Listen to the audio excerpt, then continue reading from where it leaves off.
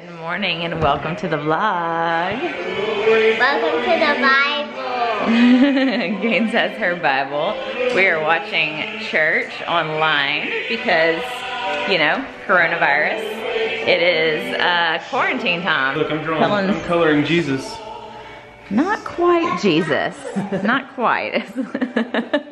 Cullen's people of Walmart coloring book. So this is hilarious. He's working on that. And I know this is a little bit different than our usual video. This is kind of, you know, what our videos have always been a little bit about, just sharing our lives. And so I was just wanting to share what we're doing. I know everybody across the world and across the United States is doing different things and has different plans, but I think most people are probably home right now, social distancing themselves. So we just kind of wanted to share, like, you know, what's going on with us and how we're handling it. So we've had a couple days, it's only Sunday, and so the kids haven't even been out of school more than they usually would, Saturday and Sunday, but Sundays we usually go to church. Saturdays we usually do some type of other activity. And so we're home today, nobody's at church. The kids were like, wait, so how come we're not going? What about other people? And so we were talking about that and kind of how it all works together, but we just wanted to kind of bring y'all into our life, into our day with this, and hope everybody else is kind of staying put. There's something I saw that made a lot of sense that was like one of the best comparisons I have seen, that somebody posted and said, imagine how everybody rushed out all at once and got toilet paper, and the toilet paper was just gone and nobody could find it anywhere. Instead of everybody staggering their trips to the grocery store to get toilet paper, imagine that on the level of the ICU beds and the hospitals and all that. I was like, that's a good, like, we all saw that firsthand kind of thing. So that is why everything is canceled. That's why everybody needs to stay home, because if everybody were to get this virus, which is incredibly highly contagious all at once, it would be like the toilet paper and there would be shortages, and that's what's happened in other countries. It's just really scary to see it happen in other countries. Some people are still continuing to go about their activities and get out and expose other people. Whether you're concerned about it for yourself or not, you getting out could be carrying the germs, carrying the exposure as you go out, and then somebody who is immune compromised or who is in a higher risk category could be exposed to it because of that. We can kind of do a deep dive into all this tomorrow on the podcast, but we reference a picture that I saw floating around with an elderly lady standing in Walmart, standing at the empty racks, and there's no toilet paper. That picture just put the whole thing, like, they're more compromised than us, our generation, I guess. Right. As far as needs, wants, and immunity. And of course, anything can affect anybody, but in general, our age, if we were to get it, it wouldn't be too serious. I mean, you never know, but most likely it would not. So it's not that we're necessarily all staying home because we're afraid we're gonna get it. We're staying home to help protect other people. Again, it's not a fear response, it's a preventative and cautious response. We're gonna watch church. Cullen is gonna keep coloring. this is my jam right here. This guy.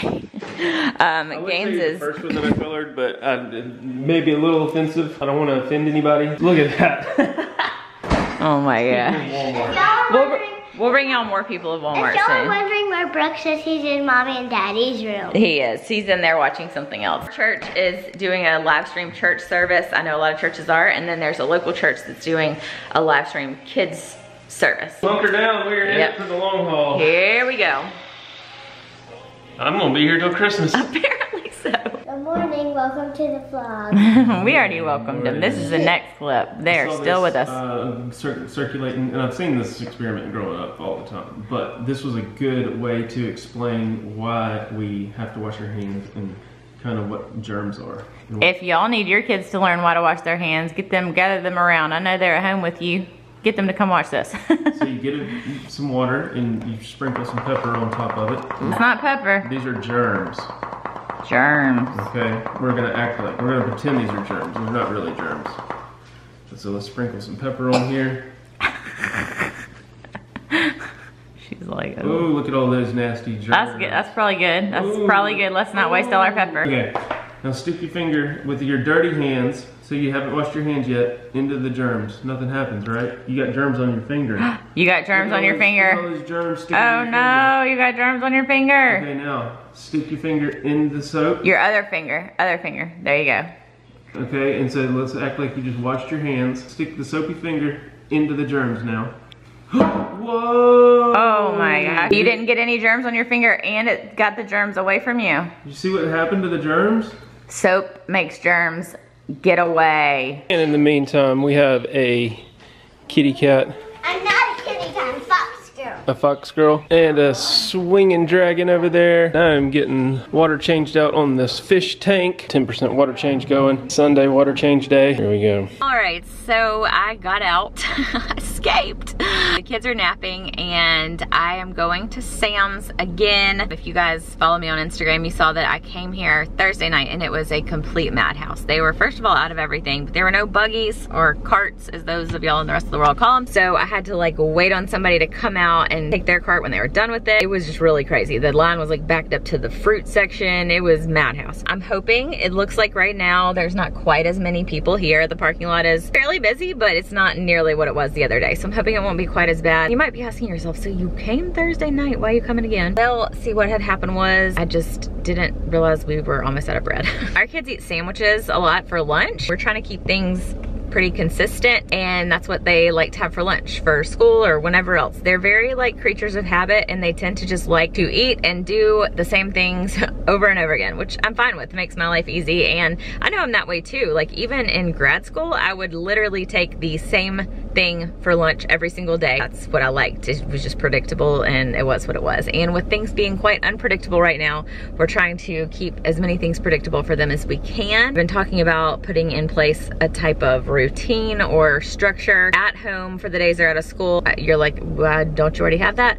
But obviously our days are gonna be way off as we're at home and not supposed to be getting out and getting around people, doing all that stuff. We're gonna be trying to come up with that, so we'll kind of let y'all know how that's gonna go as we get going with it. I just had a few things that I needed to get in here. I'm going to sanitize my hands before I go in, just in case I have anything that I might pass on anybody. I'm gonna wipe down the buggy before I touch it, and after I get done touching it, I'm gonna wipe it down again, and then when I get home, I'm gonna wash my hands again. Probably sanitize my hands when I get back in the car before I like touch the car. I mean, you just never know, and I think it's frustrating me a little bit. There's some people that are a little bit flippant about the whole thing and like, well, I mean, if I get it, it's not that big of a deal. Okay, well, I understand that, but in situations like this, where I'm going out in public, you can have this virus for several days. I think it's like 14 days or something like that. You can be contagious with it and not have one symptom, not know that you're sick at all. And if I were to go and do this and spread a germ, and then of course they're advising people that are immune compromised and at high risk and all that to not go out in public. Maybe those people are, maybe there aren't, and that would be their decision if they're not to take that risk, but they have people caring for them,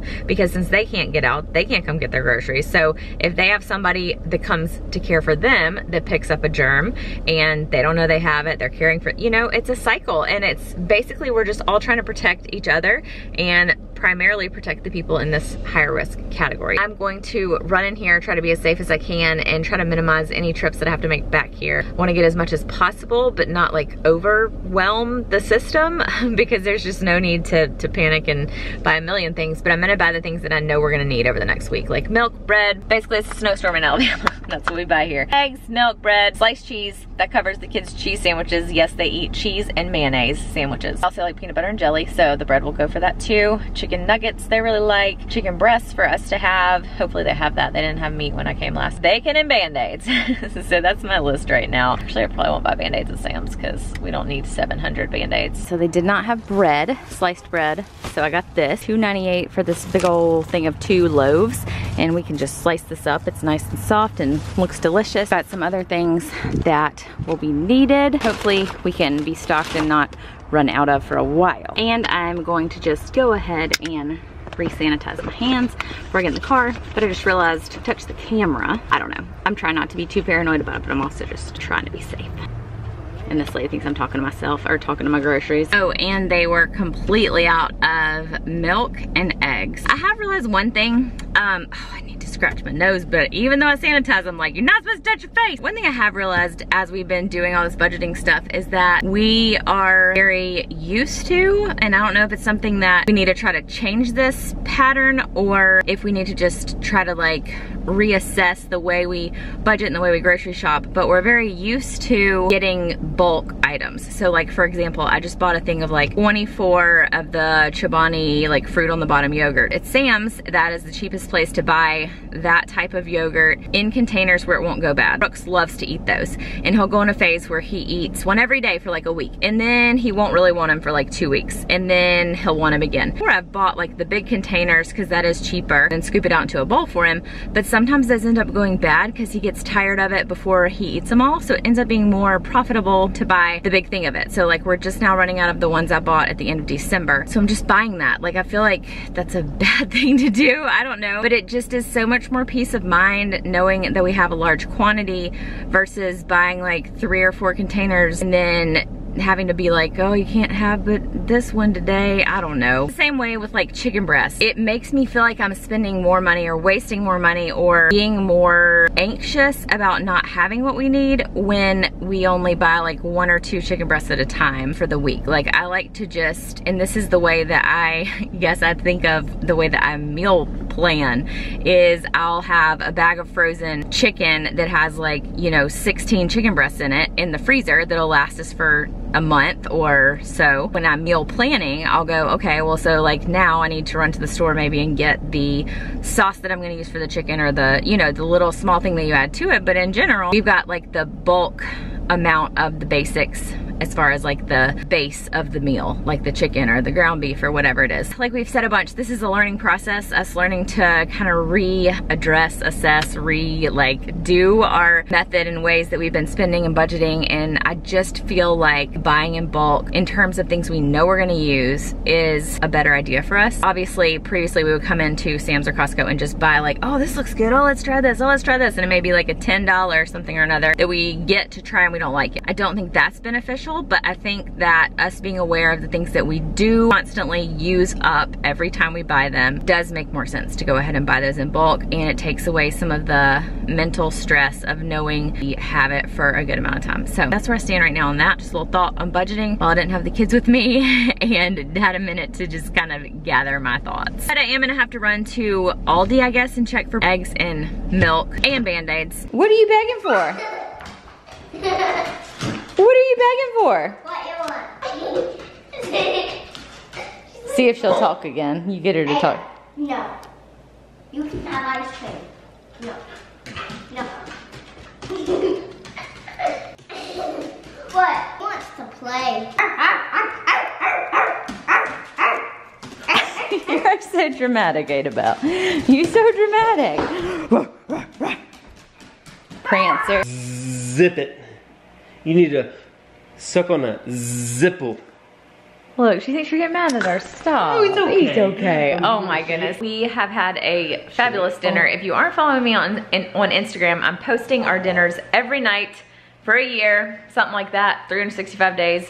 Go check it out. We're here till Christmas, folks. Literally. Actually, might be. Just heard it's gonna be at least 8 weeks, something like that. Hope y'all are doing okay. Hope y'all are surviving. This gives you a perfect time to catch up on any of our videos that you've missed. So y'all go check it out. Support your favorite small businesses and sorry, I need a mask on. Oh my gosh, don't spit on me. I should have changed clothes when I came in from Sam's. We got so much to talk about. Because I was holding the buggy with this hand, with my sweatshirt. Awareness is crazy. Oh my gosh. Leave us a comment and let us know how you are making sure that you survive this time. I know we're only on day 2 or 3, but everybody's home with their kids, and you're not usually. Hey, so. hit that thumbs up if you're ready to spend the rest of your life with your family, because that's what family is about. And on YouTube, the YouTube family. Maybe we'll do some live streams to make people feel connected and stuff. Oh, that would be awesome. Like after the kids go to bed, you know? Oh, that would be cool. Let's do that. So that we can all feel like we're hanging out. Because we can't hang out. No, we can't make out. Hang out. Oh, I thought you said make out. Don't let your stuff hang out. We're gonna hang out with the people. Then everybody can feel like they have friends. And like we can't have friends over, so we can all be together. Okay. Oh, I just got one thing to say real quick before we end. What's the difference between Dubai and Abu Dhabi? I don't know what. He's not gonna be able to get it out. Oh gosh. Dubai doesn't like the Flintstones, and Abu Dhabi do. Thank